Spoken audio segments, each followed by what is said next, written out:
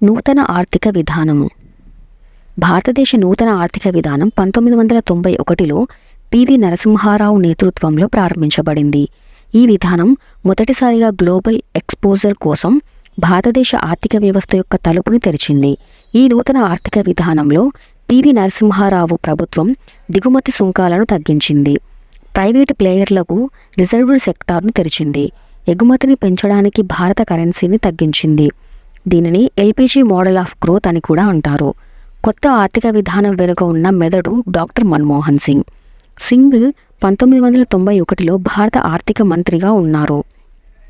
కొత్త ఆర్థిక విధానం అనేది ఆర్థిక సరళీకరణ లేదా దిగుమతి సుంకాలలో సడలింపు, మార్కెట్ల నియంత్రణను సడలించడం లేదా ప్రైవేట్ మరియు విదేశీ ఆటగాళ్లకు మార్కెట్లను తెరవడం మరియు దేశ ఆర్థిక విభాగాలను విస్తరించడానికి పన్నుల తగ్గింపును సూచిస్తుంది.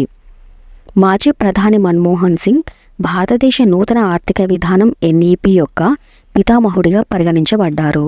మన్మోహన్ సింగ్ జూలై 24, 1991న ఎన్ఈపిని ప్రవేశపెట్టారు.